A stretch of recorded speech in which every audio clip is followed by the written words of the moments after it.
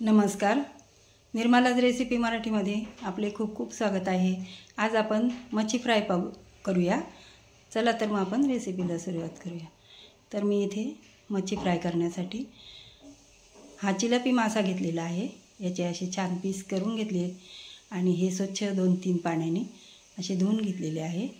तर एकसारखे असे मी पीस आपल्याला फ्राय करण्यासाठी निवडून काढले। शेपटीचा आणि डोक्याचा भाग मी बाजूला ठेवलेला आहे। तर आता हे आपण मसाले लावून घेऊया याला। त्याकरता मी इथे मीठ वापरलं, त्यानंतर लाल तिखट 1.5 चमचा। तिखट आपण आपल्या आवडीनुसार करावं, पण शक्यतो तिखट छान असं भरपूर असं लावावं। त्यानंतर थोडी 1/2 चमचा हळद घातली आणि 2 चमचे मी आलं लसूण पेस्ट वापरणार आहे। हे पहा, इथे आपणही असे आलं लसूण लावून घ्या। आणखीन आपल्याला आवडत असेल तर मच्छी फ्राय मसाला वगैरे रेडीमेड आता भरपूर मिळतो, तर तो लावला तरी चालतं। आणि नसेल आवडत तर आपले हे साधं तिखट मीठ हळद असं लावून छान असं हाताने चोळून सगळं प्रत्येक पिसाला असं लावून घ्या। आता हे अर्धा तासासाठी आपण मुरत ठेवूया।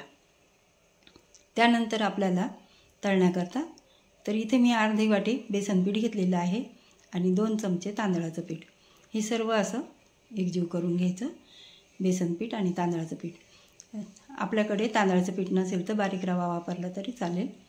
आता मी इथे हे काही पीस काढून घेतले, तर एक एक करून आपण आता हे पिठामध्ये असे घोळून घ्यायचे। त्याला छान असं पीठ लावून घ्यायचं। हे सुकंच पीठ लावायचं आपण असं प्रत्येक तुकडीला या पद्धतीने। असे मी इथे 5-6 घेतले, 5-6 याला लावून घेते। त्यानंतर मी इथे पॅन तापायला ठेवणार आहे। आपण पॅनच्या ऐवजी तवा वगैरे असला तरी लोखंडी तवा, ॲल्युमिनियमचा तवा कोणताही वापरू शकता। तर मी इथे पॅन तापायला ठेवला, त्यात 2 पळ्या तेल घातलेले आहे। आपल्याला हे शालू फ्राय करायचं, जास्त असं तेल वापरायचं नाही, कमी तेलामध्ये आपण हे शालू फ्राय करणार आहे। तर मी इथे तेल तापल्यानंतर एक एक तुकडी अशी ठेवून घेणार आहे। त्यावेळेला आपण थोडा गॅस बारीक करायचा आणि मग सावकाश आपण एक एक करून असं ठेवून घ्यायची। आणि आता थोडा मिडियम गॅस करायचा आणि त्याच्यावर आपण हे फ्राय करून घ्यायचे। तर आता एक बाजू आपण उलटून घेऊया। खालची बाजू आपण आता ही वरती करून घ्यायची, म्हणजे वरचा भाग पण असा तळून निघेल। कमी तेलामध्येच आपण हे छान असं फ्राय करायचं।